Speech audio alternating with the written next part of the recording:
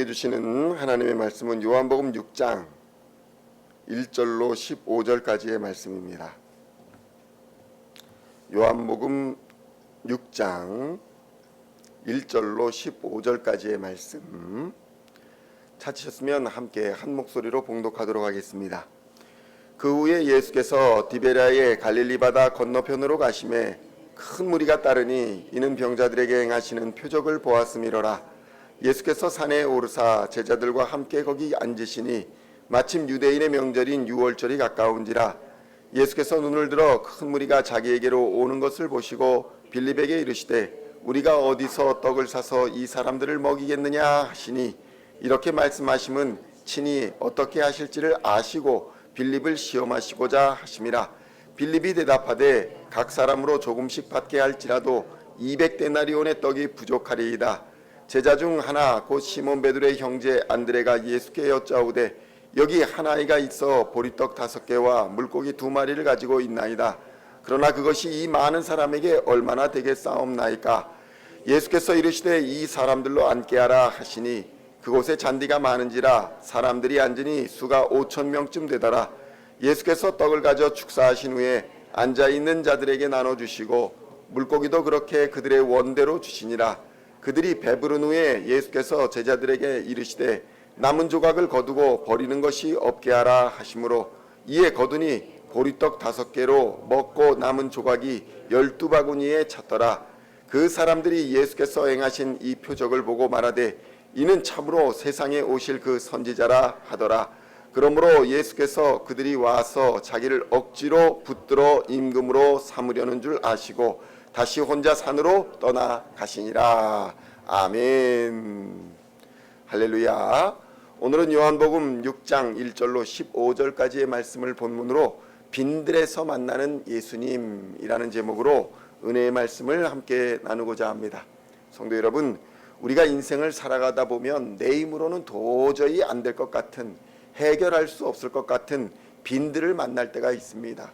아무것도 없는 광야, 빈손으로 걸어가야 하는 광야를 만날 때가 있다는 것입니다. 우리의 지갑은 비어있고 저축된 돈도 없고 건강도 무너지고 인간관계도 바닥을 치는 때가 있다는 것입니다. 그런데 오늘 배경을 보면 바로 광야, 빈들이 바로 그런 곳입니다. 디베랴의 갈릴리 바다 건너편, 사방에는 먹을 것이 하나도 없는 그런 척박한 땅이었습니다. 그런 빈들에서 예수님을 따르는 무리가 장정만 5,000명이었다는 것입니다. 아마 여자와 아이까지 합하면 한 2만 명 정도가 모였을 것이다, 이렇게 이야기를 합니다. 2만 명 정도다. 엄청난 규모입니다. 보통 군인으로 따지면 보병 1개 사단이 한 13,000에서 5,000명 정도 되는데 군대 1개 사단보다 더 많은 사람들이 빈들에 모여 있었다는 것입니다. 날은 저물어 가는데 이 수많은 사람들을 먹일 방법이 전혀 보이지 않는 그런 상황입니다. 그런데 예수님은 이런 막막한 상황에서 우리가 어떤 믿음의 행동과 태도를 보여야 하는가, 이것을 오늘의 교훈을 통해서 가르쳐주고 있는 것입니다. 첫 번째 교훈은 무엇입니까? 인간적인 계산을 멈춰야 한다는 것입니다. 빈들에서 우리는 계산할 때가 많습니다. 예수님은 몰려드는 무리를 보시고 빌립을 시험하시고자 빌립에게 묻습니다. 우리가 어디서 떡을 사서 이 사람들에게 먹이겠느냐? 사실 이 질문은 몰라서 말씀하신 것이 아닙니다. 6절을 보면 빌립을 시험하시기 위해서 이 질문을 하셨다라고 말씀합니다. 빌립은 어떤 사람입니까? 세상적인 시각으로 보면 똑똑한 사람입니다. 계산이 아주 빠른 사람이었습니다. 그는 이 질문을 듣자 즉시 머리가 돌아갑니다. 군중의 수와 떡값을 다다다 계산합니다. 그래서 7절을 보면 각 사람으로 조금씩 받게 할지라도 200데나리온의 떡이 부족하리이다. 성도 여러분, 당시 1데나리온이 노동자의 하루 품삯이었습니다. 그러니까 200데나리온은 보통 사람 연봉의 3분의 2 정도가 되는 큰 금액이었다는 것입니다. 빌립의 대답은 지극히 현실적이었습니다.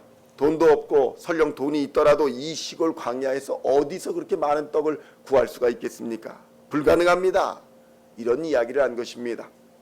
성도 여러분, C.S. 루이스라는 아주 세계적인 기독교 작가이며 강사인 사람이 있습니다.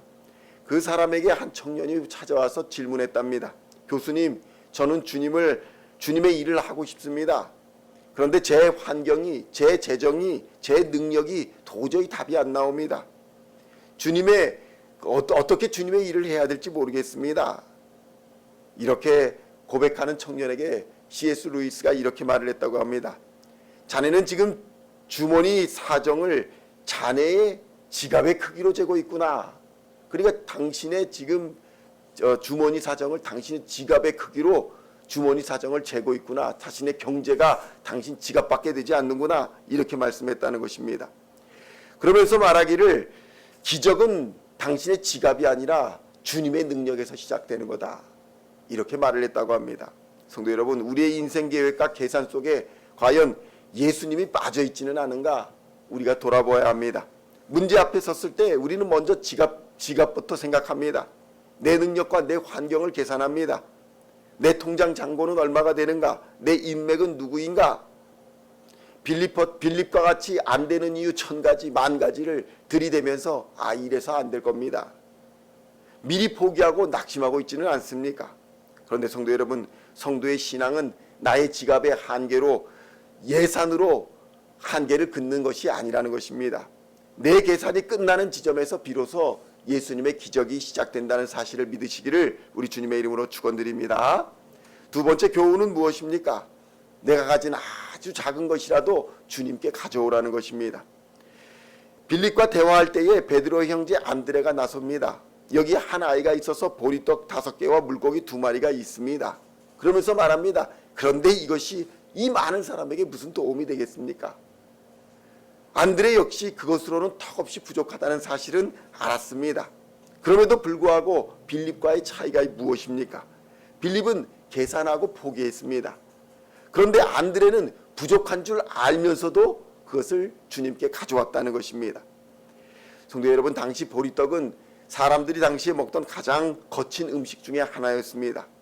그런데 안드레는 그 보리떡 없는 소년의 도시락을 예수님께로 가져온 것입니다. 예수님은 그것을 가지고 축사하신 후에 사람들에게 나눠주었습니다. 놀라운 기적이 일어납니다. 5,000명이 먹고도 남는 그런 풍성한 기적이 일어난 것입니다. 성도 여러분, 우리는 여기서 영적 원리를 하나 발견해야 됩니다. 우리 주 예수님은 없는 것 가운데서, 그러니까 무에서 새로운 것을 창조하실 수 있습니다. 바나나 나와라 그러면 못 나오게 하겠습니까? 그런데 그런 기적을 일으키지 않으셨다는 것입니다. 아이의 도시락이라는 우리의 현실적인 아주 작은 그런 헌신부터 시작해서 하나님께서 크신 기적을 만들어 주셨다는 것입니다.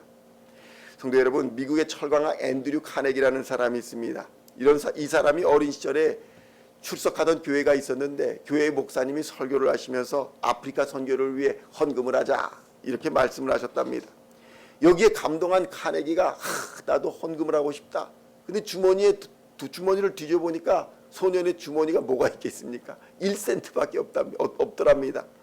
부끄러운 마음으로 그 1센트를 헌금에 넣었습니다. 세월이 흘렀습니다. 부자가 되었습니다.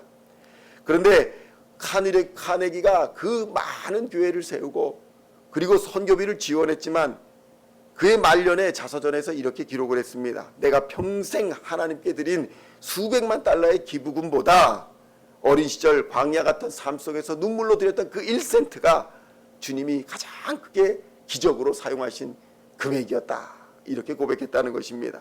성도 여러분, 우린 종종 착각합니다. 내가 능력이 많아야지, 내가 건강해야지, 내가 힘이 있어야지, 내가 돈이 많아야지, 그래야 주님의 일을 하지, 교회가 커야 주님의 큰 일을 감당하지, 이렇게 착각하는 것입니다. 그런데 아니라는 것입니다. 예수님은 우리의 크기를 보는 것이 아니라 우리의 중심과 우리의 헌신을 보신다는 것입니다. 나의 작은 시간, 작은 물질, 보잘것없는 작은 재능이라도 주님의 손에 들려지면 기적의 도구가 되는 줄로 믿습니다. 마지막 교훈은 무엇입니까? 남은 것을 거둬들이라 라는 것입니다. 성도 여러분, 우리의 삶이 텅 빈 들판 같을지라도 공급하시는 하나님의 능력은 바닥이 나지 않는다는 사실을 우리는 깨달아야 합니다. 우리가 할 일은 무엇입니까?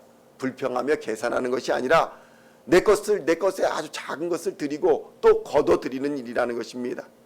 하나님은 매일의 삶 속에서 우리의 필요를 채워주십니다. 그리고 우리는 그것에 감사하며 거둬들이는 일, 그것이 우리가 할 일이라는 것입니다.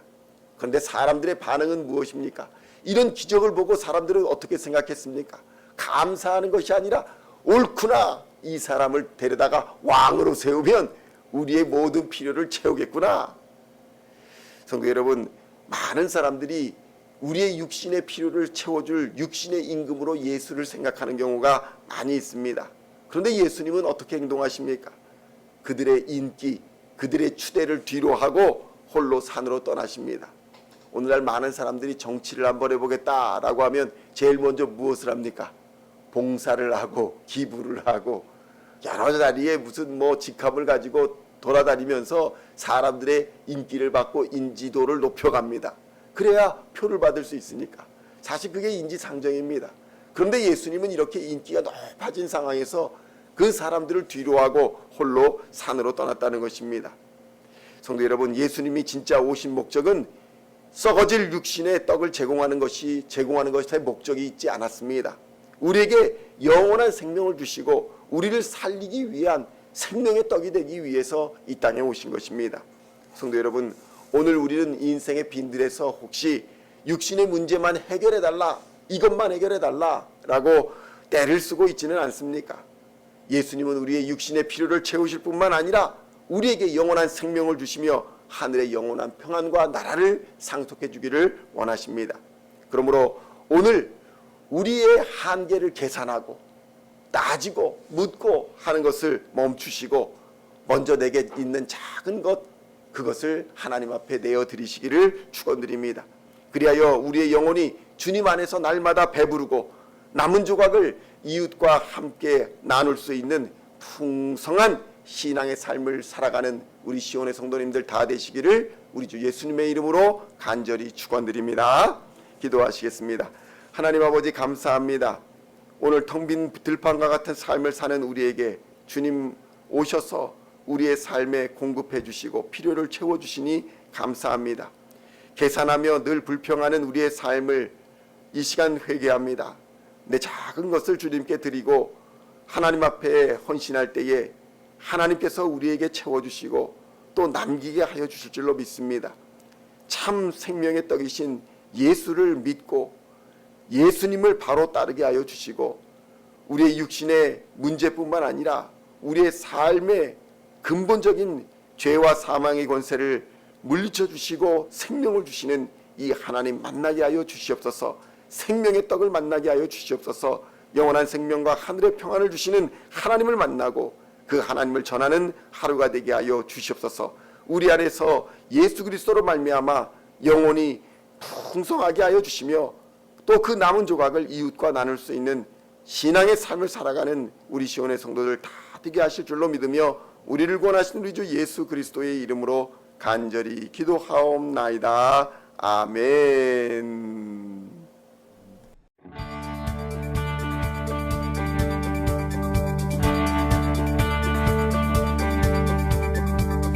Singing songs of thy praise, we are coming to you, dancing before your throne.